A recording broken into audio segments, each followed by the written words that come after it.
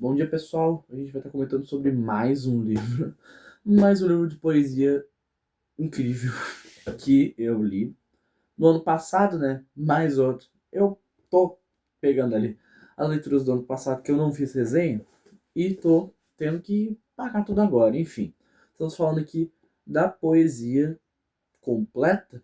Não tenho certeza exatamente se é completa, mas sim, poesias de T.S. Eliot. Isso aqui vai ser um bom complemento para aquele vídeo que eu fiz dos cantos do Ezra Pound. Vai ser bom para talvez para o jogo da amarelinha, para os minhas resenhas de Joyce. Enfim, isso aqui é um livro que eu já devia ter feito resenha há bastante tempo. Mas eu acabei esquecendo, né? Acontece. Mas enfim, antes de começar, como sempre, vou estar pedindo like, inscrição, ative o sininho para todos vocês. Por mais que eu me divirta fazendo os vídeos, é sempre bom quando recebo reconhecimento por esse esforço que eu faço. Enfim, vamos começar o vídeo. Esse aqui eu li, acho que mais ou menos pro... Acho que mais para agosto do ano passado. Eu terminei ele antes dos cantos. E acho que isso foi algo muito positivo, muito bom. Porque não só os cantos do Pound vai ter muito não só das referências deste livro, mas do próprio estilo do Eliot, muitas vezes, lendo aquele livro. Então, isso aqui foi um livro multifunções. É aquele tipo de livro que você, não um livro, né, mas o conteúdo que está contido aqui nessas páginas, você vai, a todo momento, ouvir citações, ouvir críticas, ouvir resenhas sobre o que está contido aqui dentro. E de fato não é todo mundo que de fato leu, ou pelo menos abstraiu tudo o possível dessas páginas. Por mais que eu sou da opinião de que leitura não quer dizer você absorver tudo que está dentro de um livro, né? Mas ainda assim, muitos houve comentários bastante equivocados sobre T.S. Eliot por aí. Primeiro, já adiantar que não só por ramo da poesia, que o T.S. Eliot é considerado revolucionário, mas ele também era um grande diretor de arte cinematográfica, ele era um grande ensaísta também, ele é muito conhecido também pelos seus ensaios, sua arte teórica, e também existem algumas polêmicas também que rondam esta figura tão emblemática aqui no, desse nosso século, no século passado, na verdade. Mas, primeiramente, eu vou dizer que talvez esse seja um dos livros de poesia mais complexos que você pode pegar para ler. Não, por mais que eu leia poesia muito por hobby, quase, na verdade, quase completamente por hobby mesmo, eu não acho que esse seja aquele tipo de livro que você vai pegar numa tarde de domingo, no meio da praça, e falar, nossa, vou ler T.S. Eliot aqui. Você não vai, assim, brotar na sua cabeça e ler T.S. Eliot do nada. Não acho que isso seja ruim, pelo contrário. Em textos difíceis, na minha opinião, não existe outro jeito de você transpassar uma obra complexa, senão lendo, né? Não vai ser reforçando que aquilo é impossível, que aquilo é oblíquo, que aquilo é intransponível, que você vai conseguir alguma coisa, né? Mas este livro, especialmente, é um caso bastante à parte. Primeiramente, falar sobre duas coisas, uma questão interessante de falar sobre esse livro. Primeiro, obviamente, ele é bastante pesado envolvendo as vanguardas, né?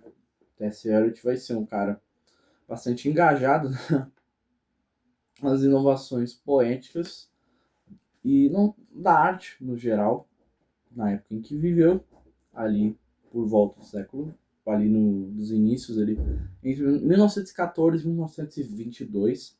Na verdade, 14 é quando ele publica a primeira vez. Ele de fato começa a escrever em 1909, se eu bem me lembro. Então ele claramente já dá para absorver aí o pano de fundo de pós Primeira Guerra Mundial E crise da Bolsa de Nova York, muito próxima, reconstrução da Europa, guerras civis, enfim, muita coisa acontecendo.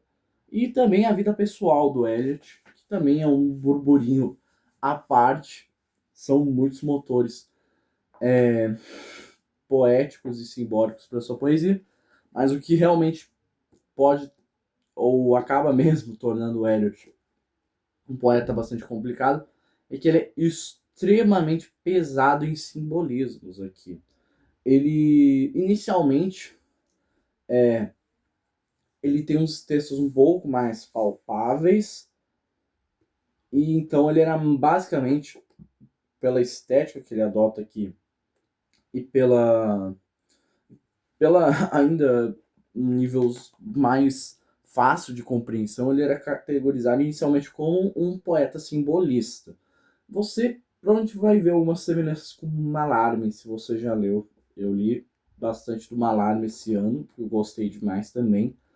E realmente tem pegada muito parecida. O Baudelaire, eu acho que é mais do tom pessimista mesmo, do que de fato com a poética dele, por mais que os dois tenham um preciosismo bem grande. Mas o principal é que, assim, eu sempre digo que poesia se lê pelas entrelinhas, mas o Eliot, digamos que ele leva isso a níveis consideravelmente altos. Isso já vai também para uma questão de tradução, né?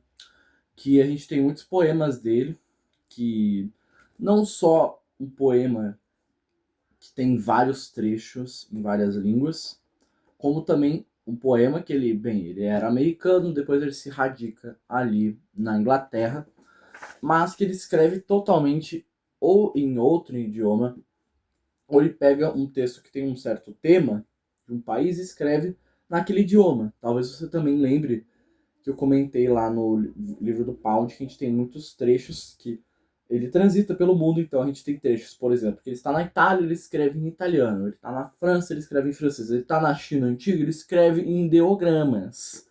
E a gente acaba tendo aqui uma escolha estética de não traduzir esses textos. Então já vai avisado aí que muito provavelmente, mesmo que a sua edição tenha notas, o que é bem o caso dessa edição aqui antiga da Nova Fronteira que eu tenho, você ainda vai precisar de um belo de um dicionário do seu lado quando você for ler esse livro.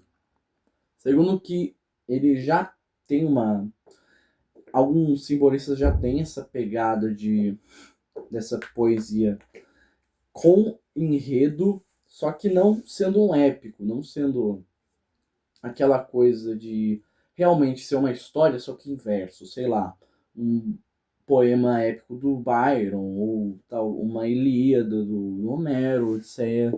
Não, é um poema que que parece algo extremamente metafísico, e é realmente muito metafísico, mas de fato tem uma ação em volta e não só uma estática dentro de um tema ou uma abordagem puramente lexical de outro tema. É de fato uma história não absurdamente longa, ou pelo menos poderia ser quase longa, porque aqui a gente, digamos que a obra do T.S. Eliot é enxuta, ou pelo menos o que a gente tem acesso é uma versão incompleta, porque o editor do Eliot, o editor, revisor e mecenas do Eliot era o Pound, e ele pegava ali os textos que eram considerados, de certa forma, pelo Eliot prontos e lapidava, mas o lapidado Pound era cortar várias e várias partes. O que, sinceramente, para mim, eu não faria. Por mais eu gosto de textos prolixos, porque eu sinceramente não acredito que exista um livro prolixo. Não acho que, meu Deus, esse texto poderia ser resumido. Eu vejo muito gente reclamando de, sei lá, livros do. Tipo Guerra e Paz. Ah, poderia ser um romance de 500 páginas, que não sei o quê. Mas não é. O autor quis se delongar, quis pôr mais pormenores.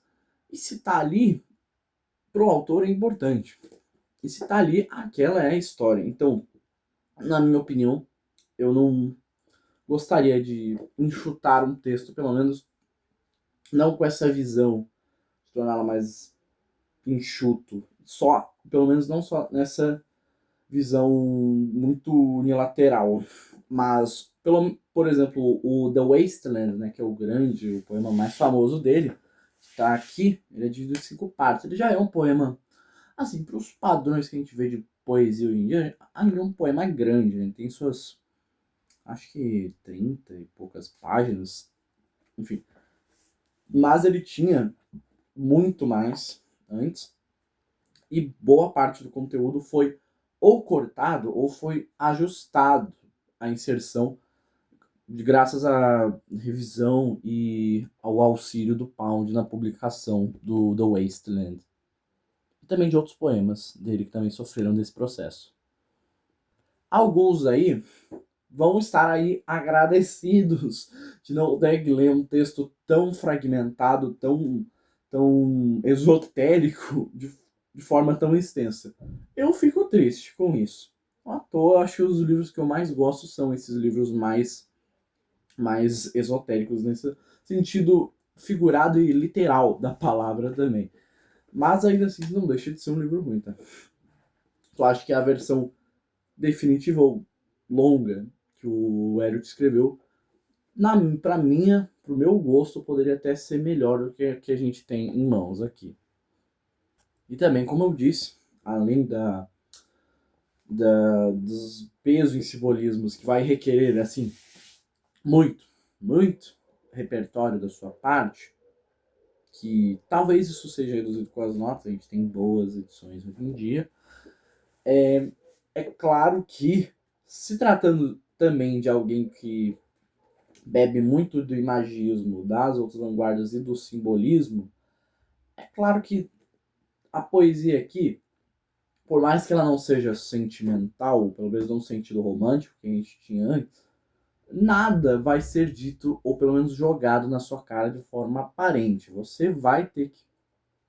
Aquele livro, o livro Cebola, sabe? Você tem que ir tirando, camada por camada, até você conseguir comer, sentir o verdadeiro sabor do que você está experimentando. Antes de começar falando sobre os poemas, eu vou ler alguns excertos importantes aqui, que a gente tem um aparato crítico muito bom nessa edição aqui. Não sei se a edição nova é uma edição da Companhia das Letras, muito bonita. Eu já vi ela, a minha tia tem, eu já tenho umas folhadas, é bem bonita de tecido, mas eu acho bastante cara, na minha opinião. E olha que eu sou um cara que vai atrás de livros que não estão fora de tiragem e paga quase o preço que for. Ainda assim, acho que livro que tá em tiragem bastante ainda, inclusive bastante caro. Mas é um bom livro ali. Aparentemente a tradução do Caetano Galindo as pessoas falam que é boa. Mas enfim, foi um trecho muito bom aqui. A tradução dessa edição é do Ivan Junqueira. Parabéns, inclusive, achei muito boa. Conseguiu manter muito a essência de ser esotérica bastante do Eliot que a gente tem aqui. E também o olhar dele. Acho que conseguiu manter a própria visão de mundo dele. Dá pra sentir. Ele foi bem invisível, né? Eu gosto de dizer que o tradutor bom é aquele tradutor que some da tradução e que encarna o espírito do próprio autor. Quer ele queira ou não isso. Enfim, tem um trecho importante aqui sobre o Eliot desse aparato crítico, que é o texto número 13, que diz o seguinte: diretamente relacionada a essa ambivalência psicológica da composição, a toda essa caótica organização gestáltica, cujo princípio reside na tensão antiética entre a parcela fragmento e a soma do poema, a problemática eliotiana arranca de duas vertentes existenciais basilares: o isolamento e a incomunicabilidade do ser que está aqui, diante do tempo e da história, sempre em face, como diria Rainer Maria Rilke, e por isso mesmo atormentado pela consciência crítica do mundo, da vida e de si próprio, pela consciência da consciência, por tudo aquilo que, enfim, nos alimenta a lacerante noção da queda, faetôntica ou não, e do extravio. Já em Pure Frock and Other Observations, que é o primeiro coletânea aqui de poemas deste livro, Aliás, podem-se vislumbrar os primeiros signos desse procedimento alienatório, dessa insistência em afirmar a solidão e o desconcerto humanos. E desde aí, imagens e metáforas, aforismos e conceitos, fragmentos e paráfrases não fazem senão convergir para aqueles nódulos apicais, verdadeiros nós dramáticos de toda uma intriga ontológica, torcidos e retorcidos à força do vazio e da ruína espirituais do homem ocidental contemporâneo. A esse respeito, são sintomáticos os próprios títulos de algumas obras de Eliot, como o The Wasteland ou The Hollow Man, cujos enunciados já antecipam a ideia nuclear da desolação. A rigor, os problemas do isolamento e da incomunicabilidade apenas serão resolvidos, conquanto de modo vago e reticente, nas últimas duas peças de Eliot, The Confidential Clerk e The Elder Statesman, que sugerem a possibilidade de um diálogo mais amplo e verdadeiro entre representantes de gerações distintas. Características também fundamentais da problemática desenvolvidas pelo autor dos Four Quartets, que são alguns dos últimos poemas, que quase não são poemas, praticamente são peças de teatro, mas enfim.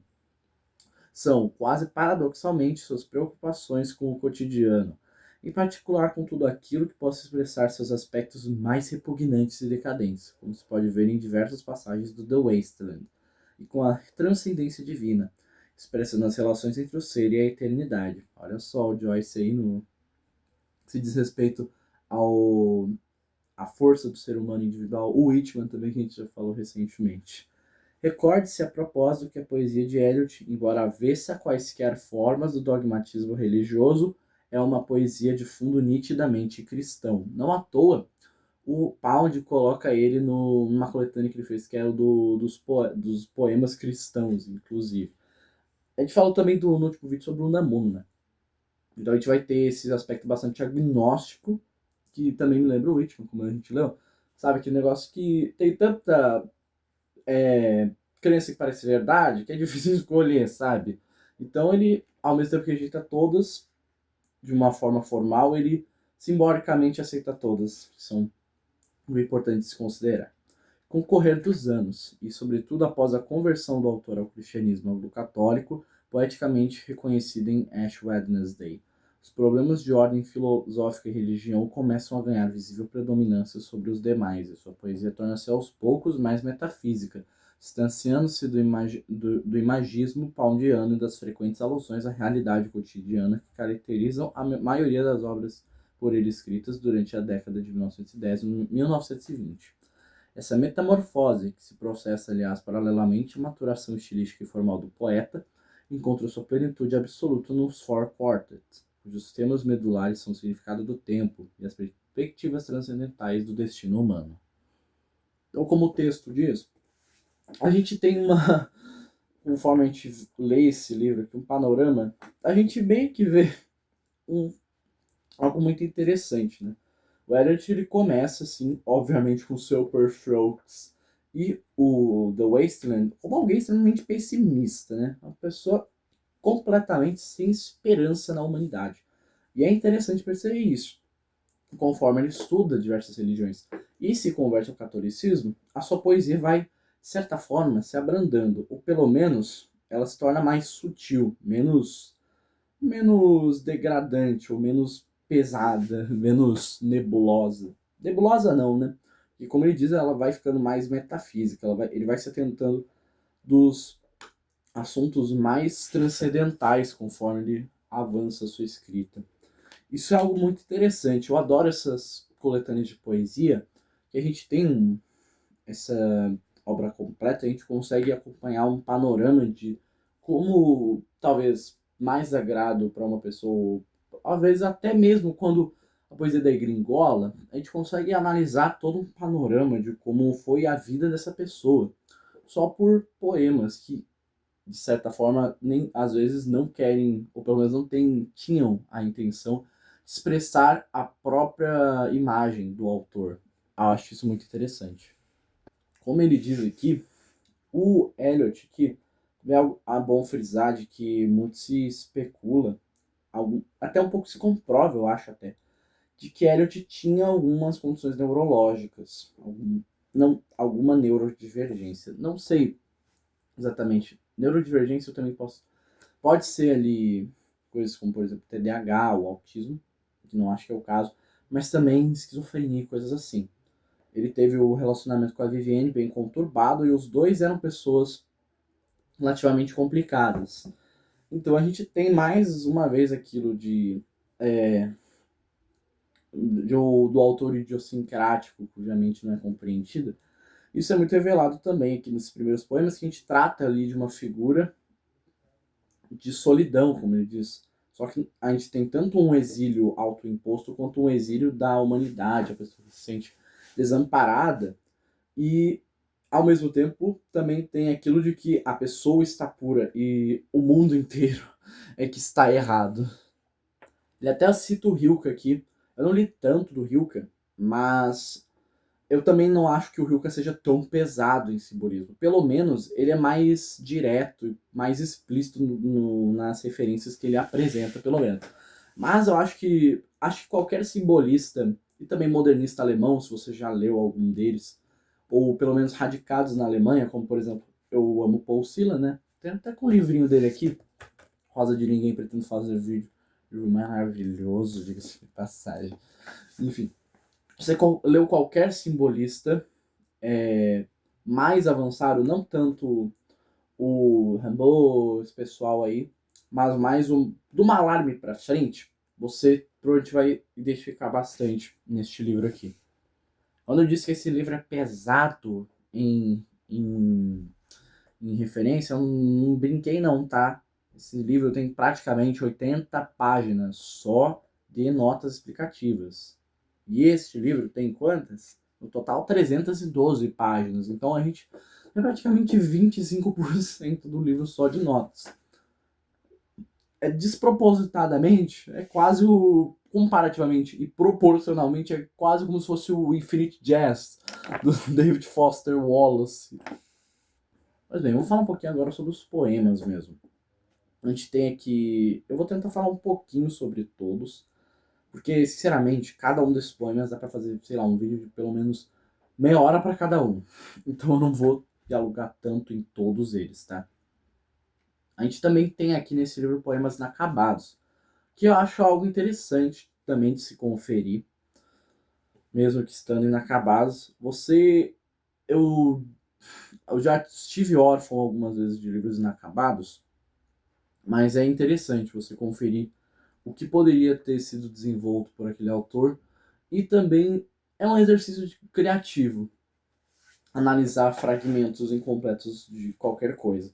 Mas enfim, o primeiro poema que a gente tem aqui está em ordem cronológica. Isso também pode ajudar um pouquinho, como eu disse. Aquele negócio que eu falei do panorama geral do Eliot, que eu disse que eu gosto bastante. Primeiro é o Prufrock e outras observações, ou basicamente a primeira coletânea dele. Tem ali pouco menos de 20 páginas, praticamente, esse livro, essa primeira coletânea. E a gente vai acompanhar aqui praticamente um monólogo deste homem, Prufrock, que, se você já acompanhou ali literatura russa e francesa ali moderna, a gente vai dar conta, mais uma vez, pelo menos, é um estilo de literatura que estava se difundindo bastante na época, e que, sendo ácida, mesmo sendo ácida e assim, alfinetando muitas pessoas, causando bastante desagrado, era um estilo que estava caindo bastante no gosto do público, que são esses tipos de livros que abordavam o tal do homem supérfluo. Esse termo é alcunhado por conta do livro do Turgenev, né, que é o Diário de um Homem Supérfluo, e também todas as obras que vieram depois do Turgenev abordam algo assim. A gente tem no Dostoiévski também, a gente tem muito desse arquétipo. Tolstói não, né? Tolstói não. Mas, no geral, é aquele tipo de personagem que dá raiva pra caramba.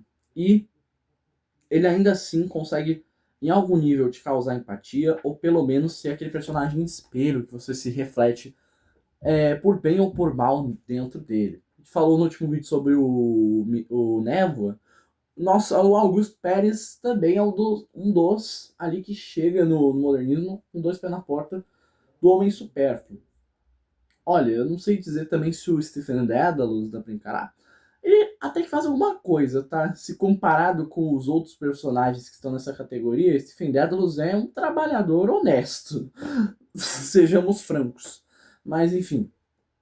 Então a gente vai, nesse poema do Eliot, ter basicamente também, como eu falei, a gente tem toda a estética de citações, simbolismo e poesia imagética imparcial, pelo menos não nesse início, né? A gente tem, então, o personagem falando, mas ele é quase...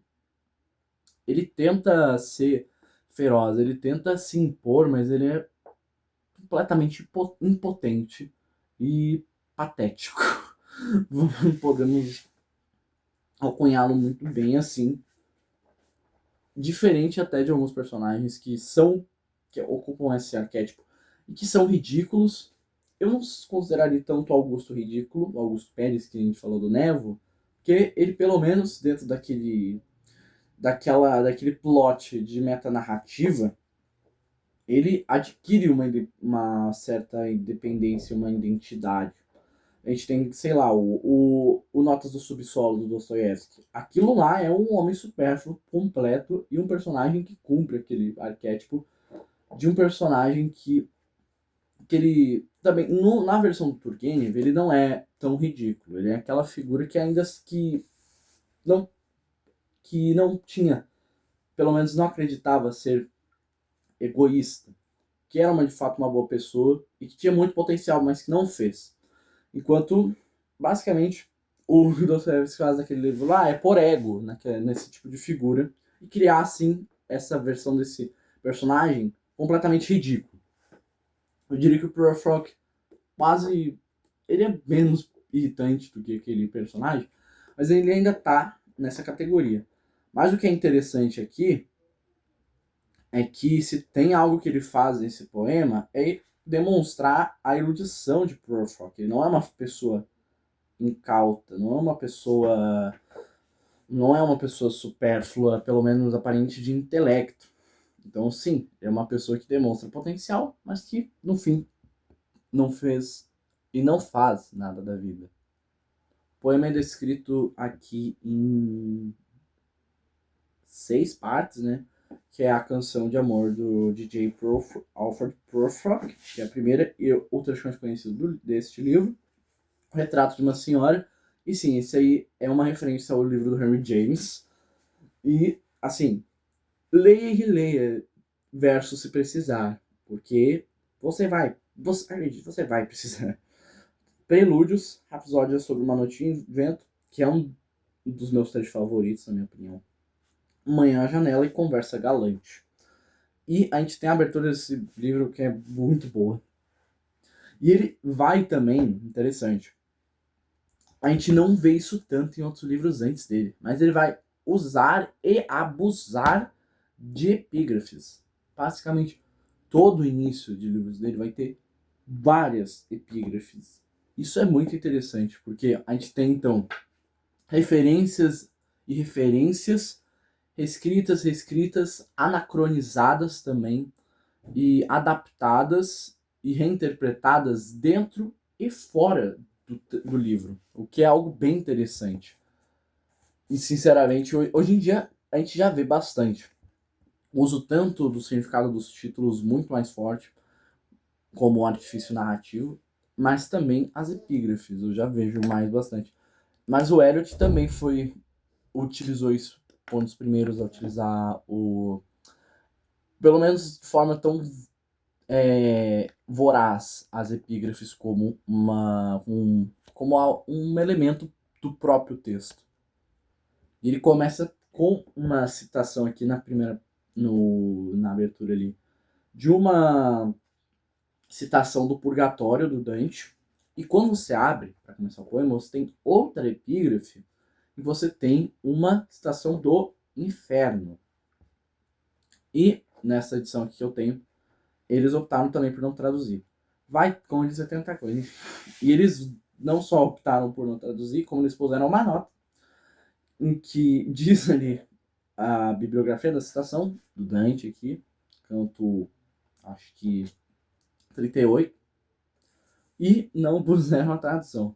Mas, enfim, a gente tem as primeiras linhas deste poema que é muito interessante. Vou ler aqui para vocês. Sigamos então, tu e eu, enquanto o poente no céu se estende, como um paciente anestesiado sobre a mesa. Sigamos por certas ruas quase ermas, através dos sussurrantes refúgios, de noites indormidas em hotéis baratos, ao lado de botequins onde a serragem, as conchas das ostras se entrelaçam. Ruas que se alongam como um tedioso argumento, cujo insidioso intento é atrair-te a uma angustiante questão. Oh, não perguntes, qual? Sigamos a cumprir nossa visita.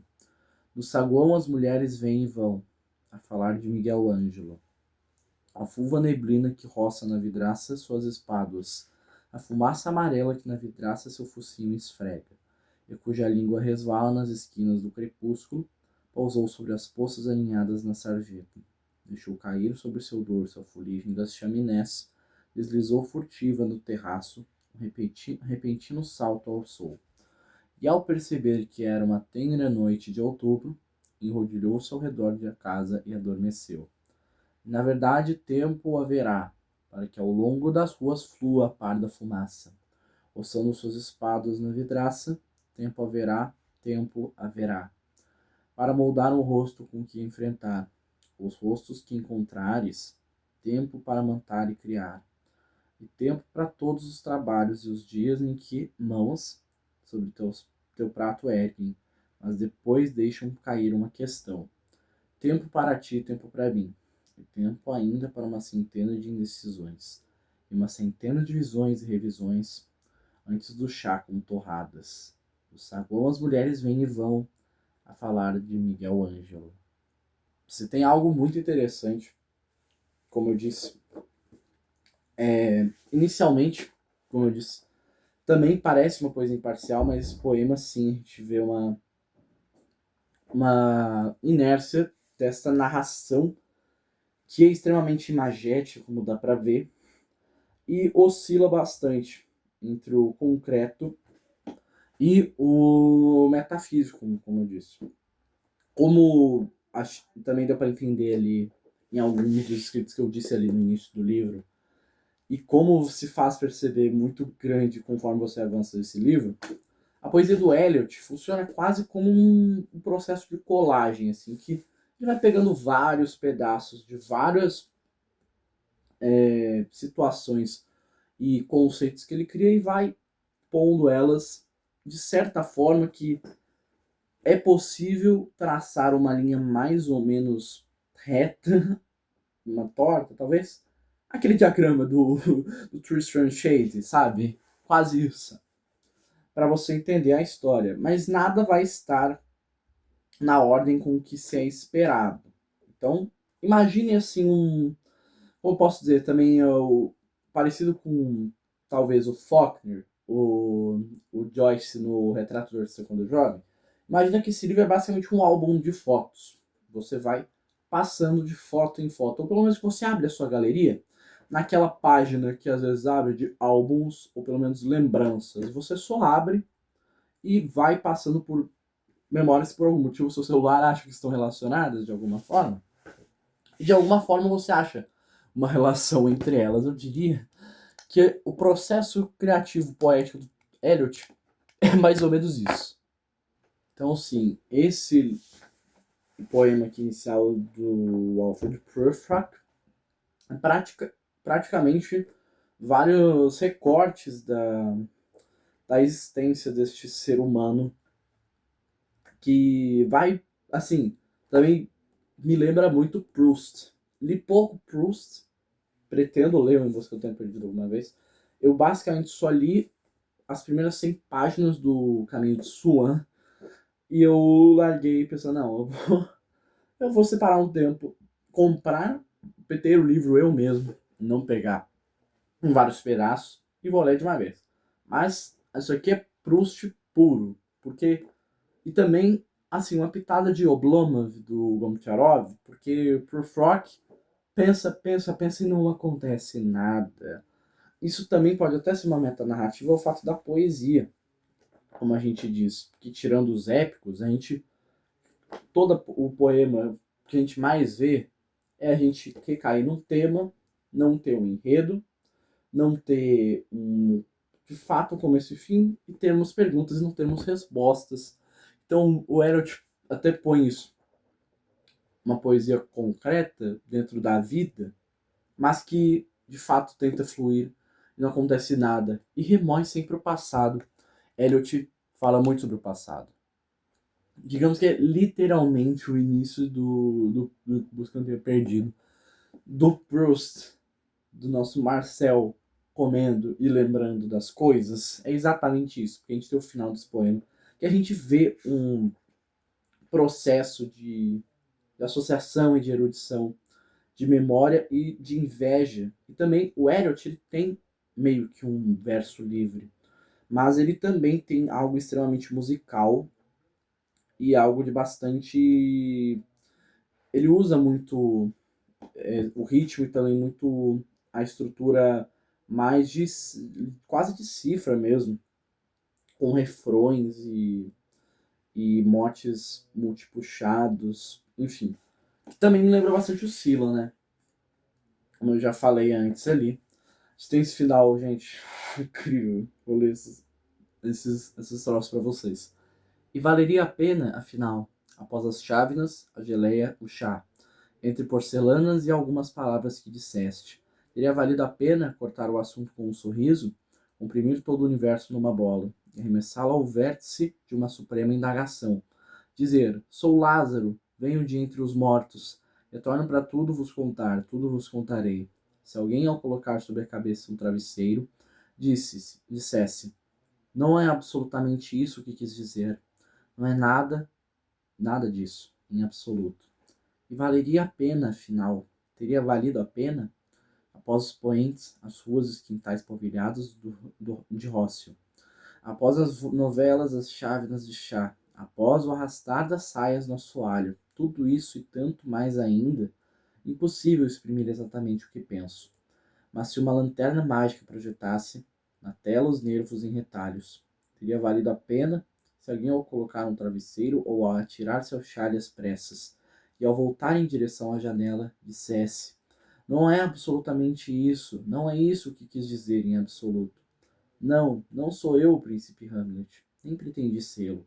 Sou um lorde assistente, o que tudo fará, por ver surgir algum progresso, iniciar uma ou duas cenas, aconselhar o príncipe, enfim um instrumento de fácil manuseio, respeitoso, contente de ser útil, político, prudente e meticuloso, cheio de máximas e aforismos, mas algo obtuso, às vezes de fato quase ridículo, quase um idiota, talvez, às vezes. Envelheci, andarei com os fundidos das calças amarrotados, repartirei ao meio meus cabelos, ousarei comer um pêssego, vestirei brancas calças de flanela e pelas praias andarei, ouvi cantar as sereias umas para as outras. Não creio que um dia elas cantem para mim. Vi-as cavalgando rumo ao largo, a pentear as brancas crinas das ondas que refluem, quando o vento um claro escuro abre nas águas. Tardamos nas câmaras do mar, junto às ondinas com sua grinalda de algas rubras e castanhas, até sermos acordados por vozes humanas e nos afogarmos.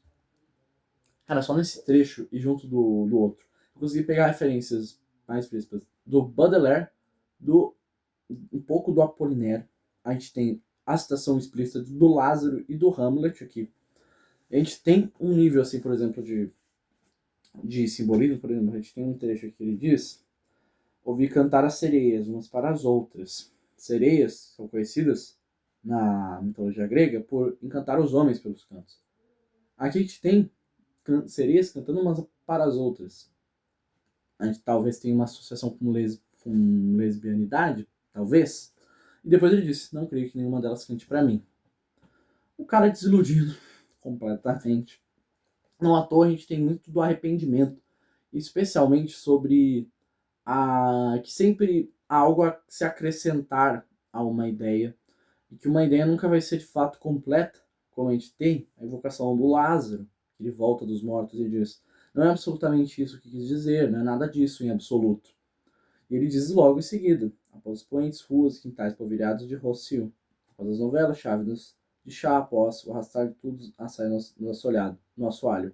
Tudo isso e tanto mais ainda. Impossível exprimir exatamente o que penso. Como ele disse ali também no início, Eliot fala sobre, em meio a tantas coisas que o mundo produziu, a essa modernidade escassa de temas e caminhando rumo à destruição, é quase impossível pôr palavras a beleza e a loucura e também a feiura, digamos assim, também do mundo inteiro, ou de até a mais simples ideia. Bem, todas as partes aqui desse poema, a gente tem marcadores, inclusive, de horas deste poema também, o que faz a gente especular meio que também uma cronologia dentro dele. A gente percebe também que Prufrock está preso dentro de si, praticamente, e que até a gente tem muitas evocações de acontecimentos aqui, em que a gente tem algumas coisas nítidas de memória e outras nem tanto. Então a gente fica se perguntando, sei lá, nesse dia, sim, a gente percebe sim, a partir de várias confirmações também depois, de que ele de fato está tendo esse negócio do aproveitando em casa, a gente se pergunta se ele saiu de casa. Mas não, ele aparentemente permaneceu em casa enquanto ele pensa tudo isso de uma vez só nesse solilóquio extremamente abstrato e complexo. E, cara, isso me lembra muito, por exemplo, o Beckett, sabe? Me lembrou muito o Molloy, né? Eu ainda não li Molloy, mas eu já ouvi muitos falarem sobre o Molloy. Tem um vídeo muito bom do Berg Rugger, adoro o canal dele aí no YouTube sobre o Molloy. Mas é muito Molloy essa parte também. Também me lembra, como eu disse, todos esses livros de homens supérfluos. Mas ele é especialmente interessante. Também tem ali o retrato de uma senhora dessa parte. A gente vê uma idealização feminina também da parte dele. Os prelúdios são também episódios menores ainda sobre acontecimentos deste próprio Prufrock. Um episódio sobre uma noite de vento que é maravilhoso, que eu tenho que ler esse início e o fim dele para vocês. Eu vou ler esse início e o fim para vocês. Meia-noite, uma síntese lunar captura todas as fases da rua. Sussurrantes sortilégios lunares dissolvem os planos da memória e todas as suas límpidas tramas, divisões e precisos mecanismos, cada lampião que ultrapasso pulsa como um tambor fatídico e através das lacunas do escuro. A meia-noite golpeia a memória como um louco brande um gerânio morto. 1h30, o lampião cuspia, o lampião resmungava, o lampião dizia: olha aquela mulher ao teu encontro hesitante à luz da porta, que a recorta como um riso escarninho. Repara-lhe a barra do vestido, rasgada e suja de areia, e o canto de seu ouro que se arqueia, como um grampo retorcido. A memória espere de seca, um turbilhão de coisas tortas, um ramo tortuoso sobre a praia, polidamente carcomido e cinzelado, como se o mundo erguesse à superfície o segredo de seu esqueleto. Rígido e alvádio, a mola espatifada no pátio de uma fábrica, a ferrugem que se aferra à forma, que a força deixou tensa e enrodilhada, pronta a abocanhar com uma dentada. 2h30, o lampião dizia. Observa o gato que na calha se adelgaça, espicha a sua língua e saboreia. Um naco rançoso de manteiga. Então a mão do menino automática sorripiou e embolsou um brinquedo, que ao longo do cais deslizava. Eu nada podia ver atrás dos olhos do menino. Tenho visto pela rua olhos que tentam emergir por entre iluminadas persianas. E certa tarde um caranguejo vi na lama. Um velho caranguejo que em sua carcaça calcária agarrar-se à ponta do graveto que eu sustinha. 3h30. O lampião cuspia, o lampião no escuro resmungava, o lampião zumbia. Olha a lua, la lune ne garde aucune rancune. Pisca um olho tímido, sorri pelas esquinas, alisa os cabelos de gramínea. A lua perdeu a memória, bexigas descoradas ulceram-lhe a face. Suas mãos retorcem uma rosa de papel, que recende a pó e água de colônia. Ela está só, em companhia de todos os antigos eflúvios noturnos, que lhe cruzam e entrecruzam o cérebro. Aflora a reminiscência de secos gerânios pálidos, de poeira nas frinchas, aromas de castanhas pela rua, e odor de fêmea nas alcovas clandestinas, e de cigarros pelos corredores, de coquetéis nos bares. O lampião disse: 4 horas. Eis o número sobre a porta. Memória, tens a chave. A luminária lastra um círculo na escada. Sobe. A cama é franca e a escova de dentes na parede pende. Põe teus sapatos junto à porta, dorme para a vida de talha. O último talho da navalha. E sim, isso aqui é basicamente, como se deixa entender, a descrição de uma madrugada. Mas é feito de um jeito que a gente tem esse refrão muito bonito, que, que realmente me dá uma sensação que eu, como eu disse, eu amo. Me lembra muito os refrões do Silan. A imagética é muito bonita. E a gente tem também a madrugada em que ele observa a criança, que a gente vê a figura mudando. A gente vê a figura que está com ele mudando. Primeiro a gente tem a mulher, depois a gente tem a criança, a gente tem silhuetas e depois ele está sozinho. Então, em uma noite, ele, a partir das próprias imagens que surgem pelos rompantes dele, ele observa o próprio caminho da vida. Ele, como eu posso, pelo menos na minha interpretação, surge a mãe, surge o filho, e a silhueta da morte, e depois ele está sozinho. Pode ser a amada também, a mulher que se encarna. Ele também tem esse... Ele propositalmente vai ter questões ambíguas em seus poemas. Basicamente, poesia no geral é para ser ou indefinida ou ambígua. Não só ambígua, mas com mais de um significado. Porque acho que se é para ter um texto com um significado definido de forma muito mais específica, a gente deixa isso para outros temas. A poesia serve para exercitar a sua criatividade. E poesia realmente não é feita para você entender tudo.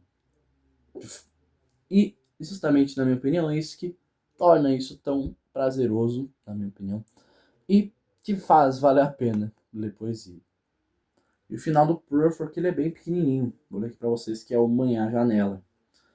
É bem pequeno mesmo, bem pequeno. Ele só tem aqui duas estrofes. Diz o seguinte: há um tinir de louças de café nas cozinhas que os porões abrigam. E ao longo das pisoteadas bordas da rua, penso nas almas úmidas das domésticas, brotando melancólicas dos portões das áreas de serviço. As fulvas ondas da neblina me arremessam, retorcidas faces do fundo da rua, e arrancam de um passante com saias enlameadas um sorriso sem destino que no ar vacila e se dissipa rente ao nível dos telhados.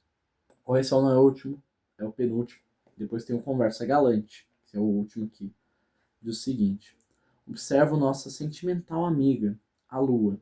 A Lua é uma figura bastante apreciada e apresentada pelo Eliot, como vocês puderam ler nos poemas, mas continuando. Ou talvez, é fantástico, admito, seja o balão do preste João que agora fito. Uma velha e basta lanterna suspensa no ar, alumiando pobres viajantes rumo a seu pesar. E ela, como devagais, eu, então, alguém modula no teclado, esse noturno raro com que explicamos, a noite e o luar, partitura que roubamos, para dar forma ao nosso nada. E ela, me dirá isso respeito? Oh, não, eu aqui de vazio sou apenas feito. Vós, senhora, sois a perene ironia, a eterna inimiga do absoluto. E que mais de leve torce nossa tristeza irradia. Com vosso ar indiferente e resoluto.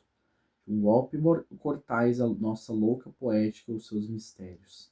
E ela, seremos afinal assim, tão sérios? E obviamente, como eu disse, a gente tem mais uma... A gente tem a Rapsódia, que praticamente a gente vê esse episódio da noite. Amanhã a janela ele acorda, é a conversa galante, e a gente tem esse diálogo com a lua. Que, então, a partir da noite, o prospecto da escuridão da humanidade observou muito mais do que só o Sr. Prufrock.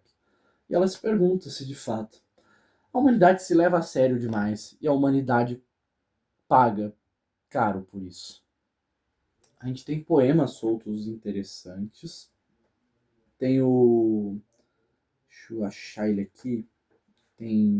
Depois tem o Gerontion, que ele também dá conta de muitos simbolismos, especialmente de várias cidades e também da astrologia, no geral. Tem aqui o Sweeney, que o Sweeney ele é uma figura muito interessante, também abordada bastante por outro poeta que eu li esse ano, que é o Seamus Heaney. O Sweeney é uma figura irlandesa, né? Dá pra imaginar. Ele é um rei louco, né? É um rei que enlouquece durante uma batalha e ele vira um eremita no meio do mato.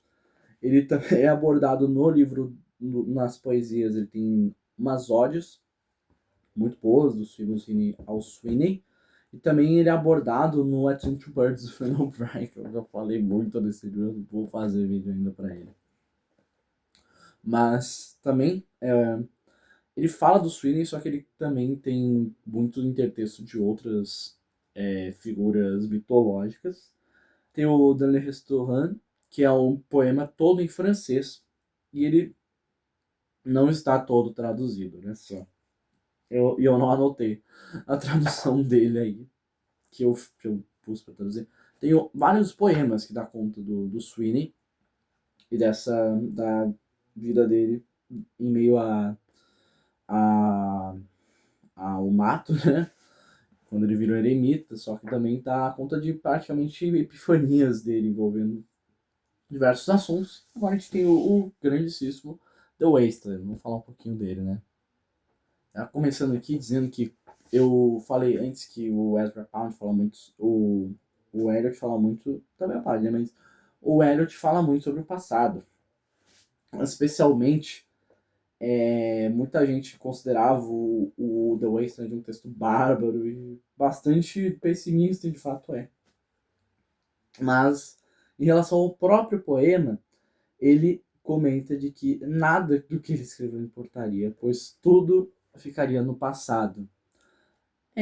Ele também se referiu, obviamente, à Primeira Guerra. Mal contava ele que nós teríamos aí o nosso Meu Malvado Favorito 2, né? Inclusive, Elliot quase não aguentou presenciar uma Segunda Guerra Mundial, né? É que vocês me entendem. Mas ele começa também com uma epígrafe em grego do Petrônio, que é um poeta grego, que diz o seguinte: pois com meus próprios olhos vi em Cuma a Sibila, suspensa dentro de uma ampola. E quando as crianças lhe dizem: Sibila, o que queres? Ela respondia: quero morrer. Já começamos bem leves, né? Diga-se de passagem. E acho que independente da edição que você tem, talvez exista uma facilitada, porque o próprio Elliot deixou notas sobre o The Wasteland. Não são notas críticas de análise extensa, mas ele mostrou boas partes das referências que ele quis pôr, escritas por ele mesmo aqui. E assim, o The Wasteland é pesado em referência bíblica e a Divina Comédia, muito Divina Comédia, a história da Inglaterra, os mitos fundadores da Inglaterra, Shakespeare também, John Milton com O Paraíso Perdido e, obviamente, poesia francesa simbolista, como eu já disse. Tem um texto muito bom aqui, ele é bem breve, mas é um bom resumo aqui que está contido no livro de literatura sobre o The Wasteland. Eu tenho que admitir que boa parte das recomendações de livros que eu li quando era um pouco menor, e até hoje, até quando eu pego esse livro às vezes, veio desse livro. Por mais que ele seja um livro relativamente simples para ser um panorama literário, ele me ajudou bastante. Foi uma boa base para me ajudar a encontrar bons livros para ler. Mas enfim, um texto muito bom dele sobre o T.S. Eliot, que diz o seguinte: resmungos rítmicos. T.S. Eliot classificou sua obra-prima modernista, A Terra Desolada, The Wasteland. Tem várias traduções diferentes. Acho que tem tipo terra árida, terra improfícua, eu acho também. Depende da edição que você tem aí, mas enfim. Geralmente é terra devastada que eles traduzem. Terra desolada, como apenas um conjunto de resmungos rítmicos. norte-americano que se transformou em Londres, um homem de letras inglês. Escreveu a maior parte do livro enquanto se recuperava de um colapso, que foi o divórcio dele com a esposa. Que, como eu disse, pode ter sido um bom motor e bom combustível para sua inspiração literária. Pode ser, né? Eu fico sempre nesse negócio de eventos trágicos que de fato possibilitaram a criação de arte, se vale a pena. Mas enfim, isso já é um assunto mais ético de se comentar, mas vou continuar lendo aqui. Escreveu a maior parte do livro enquanto se recuperava de colapso, porém, contemporâneos como o poeta americano Ezra Pound, figura-chave para o início do movimento modernista, que ajudou Eliot a lapidar o poema, perceberam seu pessimismo, suas formas fragmentadas, suas citações não identificadas em diversas línguas e as vozes alternantes como um brilhante reflexo dos desajustes do mundo do pós-guerra, incluindo o sexo vazio, vulgaridade e a aridez metafórica de uma sociedade degradada. O título do poema se refere à lenda arturiana do rei pescador, um rei incumbido de encontrar o Santo Graal, cuja impotência afeta não apenas sua possibilidade de gerar os filhos, mas a fertilidade do reino por completo, e acaba por se tornar uma terra árida e desolada. Água e sede e a morte implícita no crescimento são temas centrais do poema de Eliot. Daí o seu verso de abertura, que é o mais conhecido dele, que é o abril é o mais cruel dos meses. Por quê? Porque ele abriu o hemisfério norte, quando começa a primavera. E bem, nem a primavera traz promessas ou esperança de fato. O poema cria o efeito de se observar através de um caleidoscópio de ansiedade espiritual, psicológica e social, um rápido movimento. Tanto o lirismo como a magnificência marcam as citações e os pastiches, porém apenas como contrapontos irônicos da sua desolação. Então o que a gente acompanha aqui é basicamente uma sucessão imagética muito grande envolvendo essas associações multireferenciais dessa terra desolada baseada nesta lenda, profecia arturiana, na verdade, é uma profecia deste rei que traria de volta. Inclusive também tem essa analogia dos salvadores terem essas profissões simples, como o pescador. Eu vou ler toda o primeiro estrofe aqui para vocês do The Wasteland, que é da primeira parte, que é o Enterro dos Mortos. Ele é dividido aqui em 5 partes, deixa eu ver aqui, só que eu não lembro o nome delas aqui, que é o Enterro dos Mortos, uma partida de xadrez, o Sermão do Fogo, Morte por Água e o que disse o Trovão. Aí o início do Enterro dos Mortos é o seguinte, como eu disse antes. Abril é o mais cruel dos meses. Germina lilazes da terra morta. Mistura memória e desejo. Aviva agônicas raízes com a chuva da primavera. O inverno nos agasalhava, envolvendo a terra em neve deslembrada, nutrindo com secos tubérculos o que ainda restava da vida. O verão nos surpreendeu, caindo do Sternbergers. Com um aguaceiro, paramos junto aos pórticos e ao sol caminhamos pelas aleias Hofgarten. Tomamos café e por uma hora conversamos. Bingarkinidössen, Stam Aulintain Archideft. Quando éramos crianças na casa do arquiduque, meu primo, ele convidou-me a passear de trenó. E eu tive medo. Disse-me ele, Maria. Maria, agarra-te firme. Encosta abaixo deslizamos. Nas montanhas, lá, onde livre te sentes. Leio muito à noite e viajo para o sul durante o inverno. Que raízes são essas que se arraigam, que ramos se esgalham nessa imundície pedregosa? Filho do homem, não podes dizer, ou sequer estimas, porque apenas conheces um feixe de imagens fraturadas, batidas pelo sol. E as árvores mortais já não mais te abrigam, nem te consola o canto dos grilos. Nenhum rumor de água a latejar na pedra seca, apenas uma sombra média sob esta rocha escarlate. Chega-te a sombra desta rocha escarlate. Eu vou mostrar-te algo distinto. De tua sombra caminhar atrás de ti quando amanhece, onde tua sombra vespertina ao teu encontro se elevando. Vou revelar-te o que é o medo num punhado de pó. Assim, mais de uma... outros textos também, né? A gente vai ter associações não só a Bíblia também, mas outros textos sagrados. A gente tem aqui o tarô. Acho que a gente falou um pouquinho, bastante, na verdade, lá no vídeo do Arco-Íris da Gravidade sobre o tarô. Então, desde já a gente já tinha essa abordagem do tarô. Também tem depois o Calvino com isso, né? Ele até dá uma explicação bem longa sobre personagens aqui deste poema. Ele associa o enforcado à figura de certos deuses que morrem assim. Ele também pega a carta do Homem com Três Bastões e associa ao próprio Rei Pescador, essa figura central no poema. Tem metamorfoses do Ovídio, tem o Malarme também, tem o Paul Verlaine, tem, assim, leiam as notas, vocês vão precisar.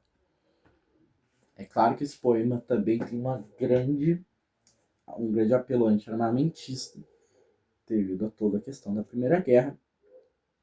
Também me lembra muito o Wilfred Owen, por mais que Eliot não tenha estado realmente do conflito como esse outro poeta. E talvez você tenha percebido que a gente tem esses flashes envolvendo o nome Maria. E óbvio, como o próprio título sugere, enterro dos mortos, a gente está cuidando ali de um sepultamento. Então a gente tem o sepultamento de Maria, Maria a Virgem. E a nossa Virgem Maria, considerada a redentora dos homens, ou seja, a morte da esperança. Tem o último trecho do Enterro dos Mortos que é... Nossa, esse pega forte, tá? Vou ler aqui pra vocês, que é o... Stenson, tu que estivestes comigo nas galeras de Maio, o cadáver que plantaste o ano passado em teu jardim já começou a brotar, dará flores este ano, ou foi imprevista geada que o perturbou em seu leito? Conserva o cão à distância, esse amigo do homem, ou ele virá com suas unhas outra vez desenterrá-lo. Tu, hipócrite lecture, mon semblable, mon frère. Essa última citação é do Baudelaire, que eu me lembro, que é o hipócrita leitor, meu semelhante, meu frère. Agora esqueci, mas enfim. Eu me lembro que tem esse trecho, que eu vou pegar aqui pra vocês, que eu lembro desse trecho muito bem. Aqui, ó, meu leitor é o leitor hipócrita, meu semelhante, meu irmão. Olha só. Mais de uma citação de Baudelaire. Também tem do Exildo lá, que eu esqueci de dizer. Enfim, é um amontanhado de referência que, quando você pega, como eu disse, é um livro cebola, e é um tipo de livro que eu mais gosto. Porque aquilo poderia não estar ali, poderia não estar ali. Mas você vai criando dentro de si, conforme você associa coisas vindas de fora ou próprias vindas de dentro, mas de difícil interpretação, mas que poderiam não estar ali, que acabam estando, e isso agrega muito a leitura, isso torna a leitura muito mais profunda. Por isso eu gosto muito. Leitura deveria ser, não acho, quer dizer, não acho que todo livro deveria ser assim, mas eu acho que livros bons são justamente esses, com coisas vindas de fora ou vindas de dentro. São essas próprias coisas que poderiam não estar ali que fazem toda a diferença no texto final. Além da lua, é realmente muito comum essas paisagens noturnas do Eliot. Essa passagem aqui de uma partida de xadrez, que é a segunda parte do The Wasteland. Estou mal dos nervos esta noite. Sim, mal. Fica comigo. Fala comigo. Por que nunca falas? Fala. Em que estás pensando? Em que pensas? Em que? Jamais sei o que pensas. Pensa. Penso que estamos no beco dos ratos, onde os mortos em seus ossos deixaram. Que rumor é este? O vento sob a porta. Que rumor é este agora, que anda a fazer o vento lá fora? Nada, como sempre, nada. Não sabes? Nada? Nada vês? Não recordas? Nada? Recordo-me daquelas pérolas que eram seus olhos. Estás ou não estás vivo? Nada existe em tua cabeça, mas este reggae shakespeariano, tão elegante, tão inteligente. Que farei agora? Que farei? Sairei às pressas, assim como estou, e andarei pelas ruas com meus cabelos em desalinho? Que faremos amanhã? Que faremos jamais? Um banho quente às 10, e caso chova, um carro às 4, fechado. Jogaremos uma partida de xadrez, apertando olhos sem pálpebras, à espera de uma batida na porta. A gente tem o tema da espera também, né? Beckett e Godot, total, total.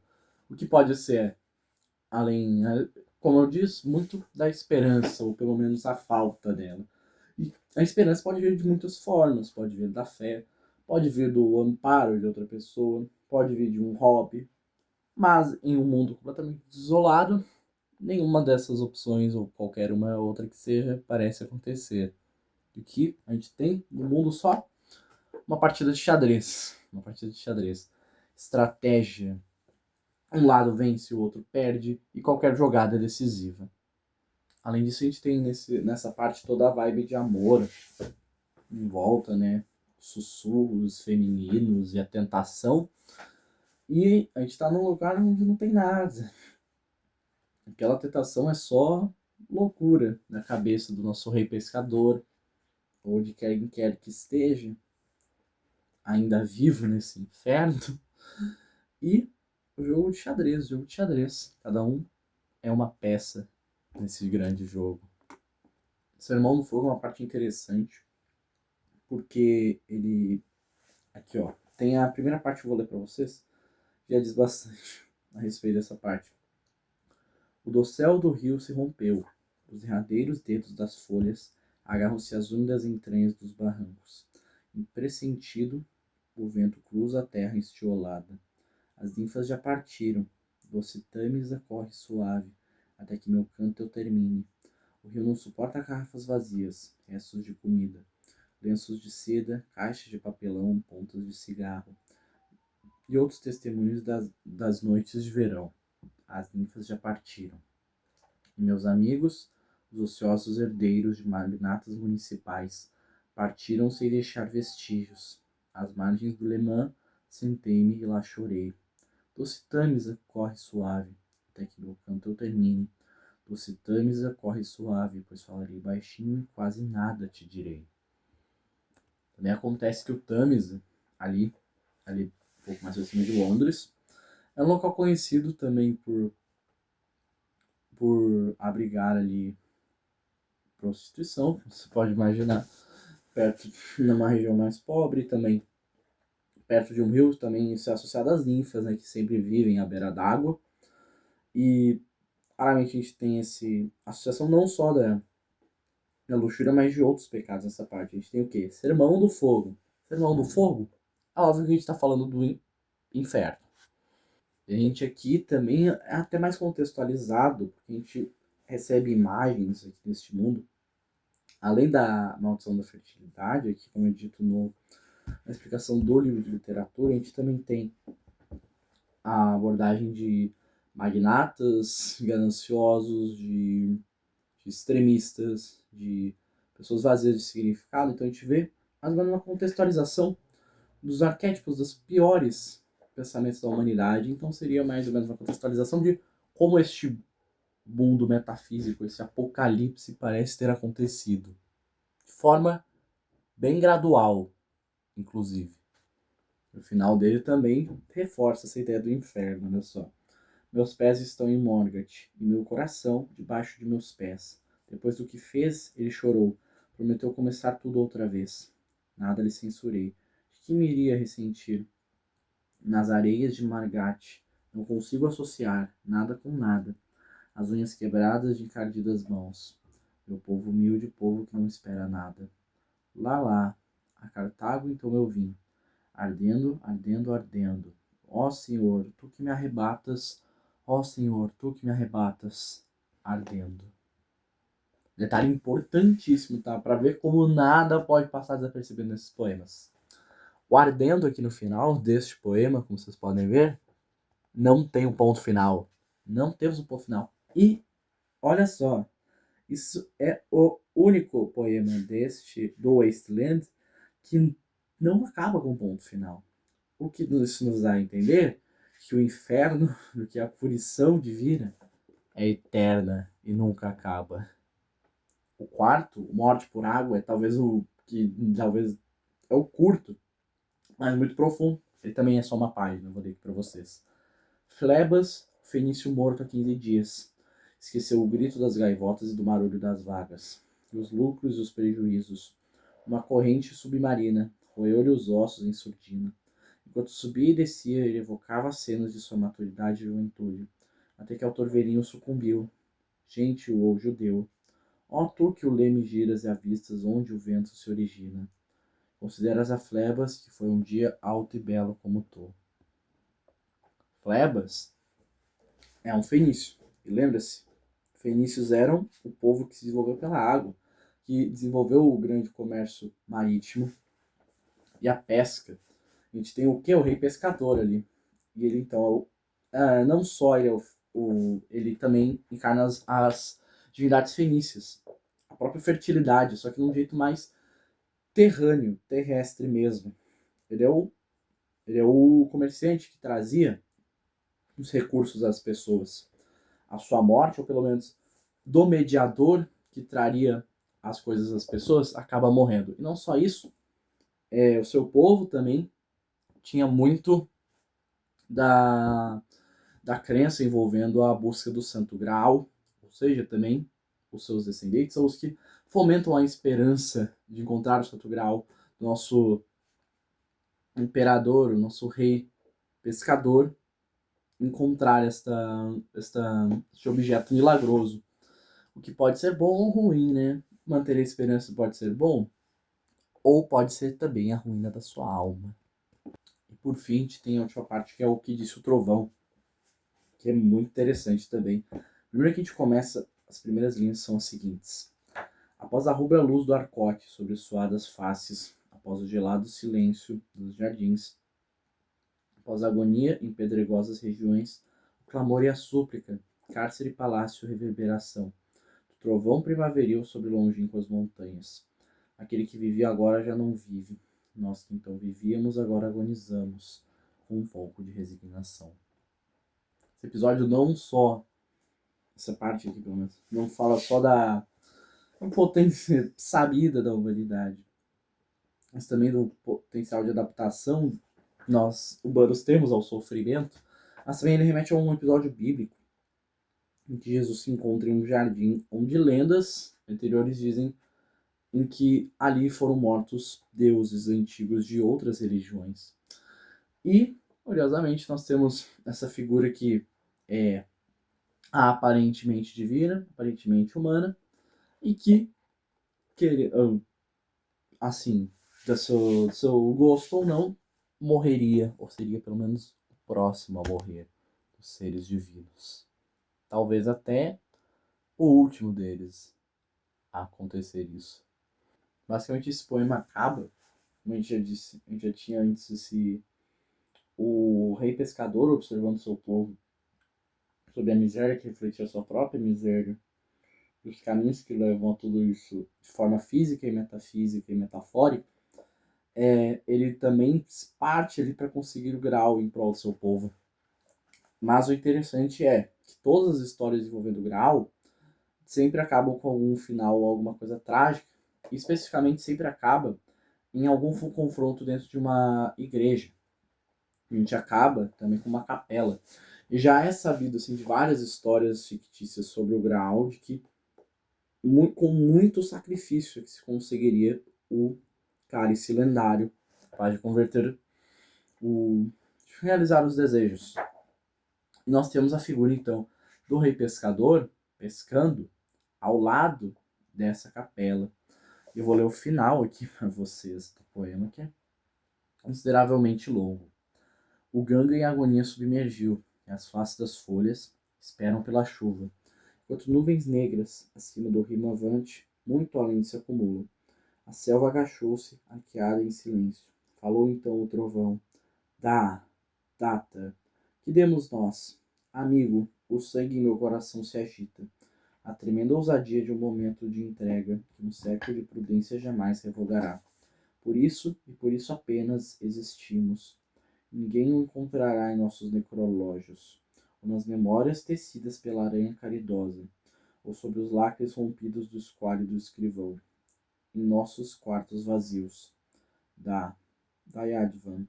Ouvi a chave girar na porta uma vez, apenas uma vez. Na chave pensamos, cada qual em sua prisão, e quando nela pensamos, prisioneiros nos sabemos. Somente ao cair da noite é que etéreos rumores por instantes revivem o alquebrado coriolano da Damiata. O barco respondeu, alegre, a mão afeita à vela e ao remo. O mar estava calmo, teu coração teria respondido, alegre, pulsando obediente ao rogo de mãos dominadoras. Sentei-me junto às margens a pescar, deixando atrás de mim a árida planície. Teria ao menos minhas terras posto em ordem? A ponte de Londres está caindo, caindo, caindo. Possa Cosner foco que lhe afina, quando fiam Uti Kelidon. Ó andorinha, do príncipe da quitância a tua aboli. Com fragmentos tais foi que escorei minhas ruínas. Pois então vos conforto, Jerônimo outra vez enlouqueceu. Data Dayadvan Damiata. Shanti, Shanti, Shanti. E bem, tem várias coisas que dá para tirar daqui. Primeiro que esses trechos em italiano, eles também são da Divina Comédia e remontam ao Arnaut Daniel. Arnaut Daniel é um personagem da Divina Comédia que no fim acaba caindo eternamente no fogo do purgatório. E é justamente aqui no final que a gente é jogado nessa aparição, nessa figura. E também tem repetições de mantras budistas. Ele fala sobre o Ganges aqui também, que está escrito Ganga aqui. Onde tem a coisa da reencarnação também, da poder possível da renovação. A gente tem então ele pescando logo em fora. Então a gente dá para interpretar que, devido também a esse mote do Santo Graal, essa associação ao personagem da Divina Comédia, que muito provavelmente o nosso rei impotente, diante daquele mundo pecaminoso de desgraça, acaba decidindo sacrificar a si, ou talvez até mais, em prol de uma esperança, ou em prol de tentar conseguir um milagre. Então a gente tem tudo isso sobre o milagre. E também muito dá para ver aqui do Eliot, como ele próprio dizia que o poema iria ficar no passado, de que ele acreditava assim que por mais que ocorressem as coisas de fato poderiam passar de alguma maneira. Então ele ainda tinha um grau de esperança, por mais pessimista que ele fosse. Ele acaba, por mais terríveis que fossem os acontecimentos que fossem se suceder também à publicação de The Wasteland, a fé, também o estudo intelectual e as próprias relações que ele desenvolve faz com que ele se torne uma pessoa mais otimista nos seus poemas subsequentes. Mas eu acho que esse vídeo já ficou muito longo falando aqui. Mas realmente, Profroke e The Wasteland são poemas impressionantes.